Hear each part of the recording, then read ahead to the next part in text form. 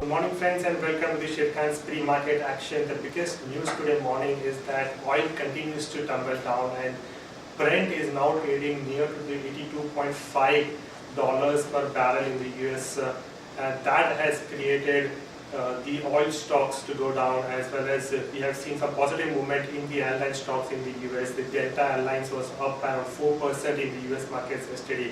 Although the overall markets ended almost on a flattish note, the Dow was and the Nasdaq almost ended on a flattish note.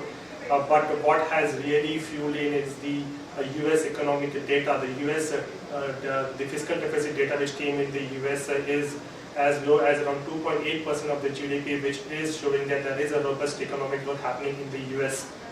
Although the trade deficit data for the month of September was a bit disappointing, but still there are hopes that probably the US economy is still growing at a good pace. All eyes would be now for the ECB's decision on the monetary policy tomorrow, where they are expecting some stimulus announcement because of the overall slowdown in the European nations.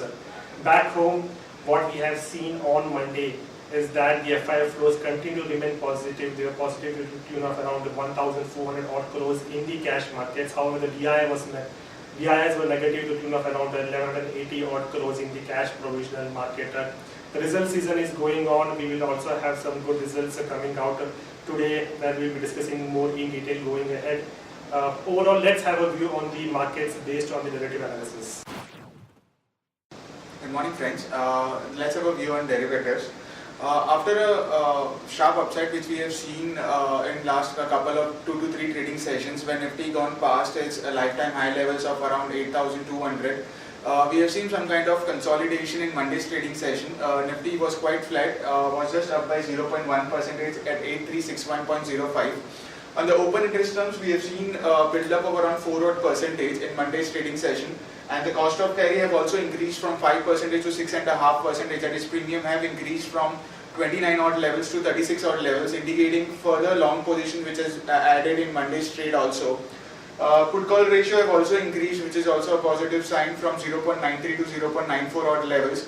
And since we are making new lifetime high volatility, we see volatility index to increase further also. In Monday's trade also, we have seen volatility index increasing by around 3 odd percentage from 13.3 to 13.74 levels. On the options activity, in Friday's trading session, we have seen 8,200 call option, which was the highest in terms of open interest. I started seeing some kind of unwinding, which was majority of the build up in 8,200 strike price was on the shorter side. And in 8,000 in Monday's trading session, we have seen 8,000 call option has seen some kind of unwinding of around 7 odd percentage. Here also we have seen good amount of short positions which was being built by market participants in last 3 to 4 trading session have started covering the shorts and has been shifting to the highest strike price. This is also a positive sign. That is 8,400 and 8,500 call option has seen good amount of addition in open interest. Here in this data we will read this addition as a long position which has been added by the market participants in Monday's trading session. And the option and the put option also, we have seen a significant amount of addition in 8,200, 8,300 strike price. However, if you see the implied volatility was hardly changed in in Monday's trading session, indicating short position has been building in this strike price, which is also a positive sign. However, 8,000 put option remains as the highest in terms of open interest for this series, but the addition has been getting shift from the lower strike price to higher strike price, and in call option 8,500 call option remains as the highest in terms of open interest. There are no securities in bank period for today's trade. On FIS activity, we have seen in last 3 to 4 trading session, FIS are buying heavily in index futures with significant amount of addition in open interest, indicating the uptrend to continue in going forward. And Friday's trading, in Monday's trading session also, since market has been flat, FIs have seen buying in index futures of around 164 odd crores, and open interest was up around 3 to 4 odd percentage. In index options also, there were net buyers of 800 odd crores. In stock futures, there were net sellers of 846 crores. In stock options, there were net buyers of 22 crores. 5 days we have stands at 8195 with a lower range at 8195 and a higher range at 8414.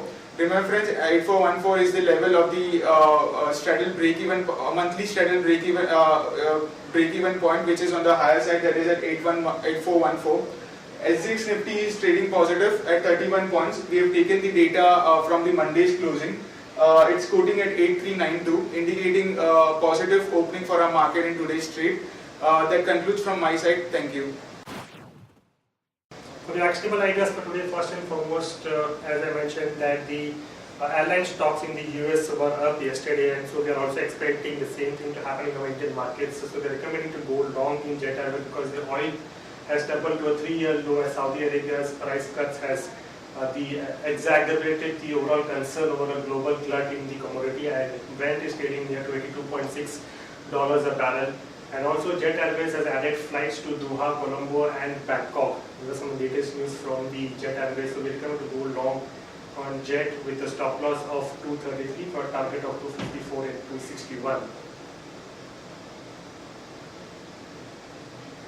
JM Financials is the second long rider for today. JM Financial Group on Tuesday posted 83% jump in the consolidated net profit to rupees 92.19 crores for the 3 months ended 30th September, compared with rupees 50.4 crores a year ago, so which has helped by a pickup in its institutional activities and the investment banking activities. So a robust results, we recommend to go long in JM Financials with stop loss of 48.80 for a target of 51.50 and 52.80 today.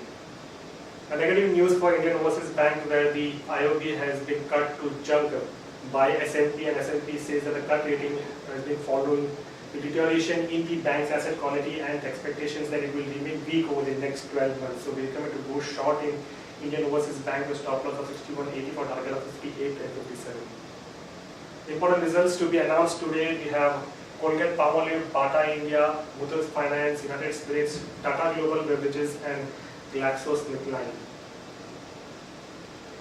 The watchlist for today is stock with positive bias: Adani Ports, SKS Micro, Indiabulls Real Estate. Stock with negative bias for today: Bharti and Coal India.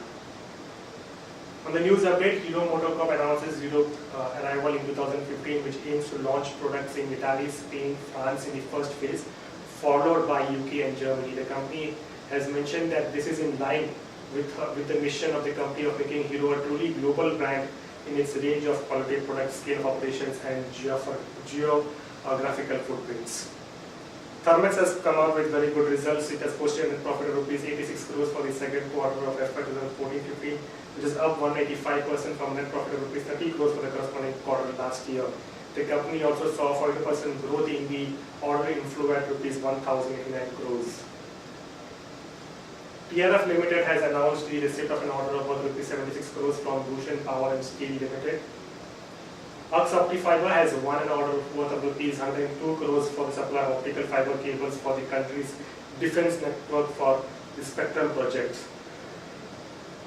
That's it, friends, from today's MID's morning presentation. Thanks and have a nice trading day.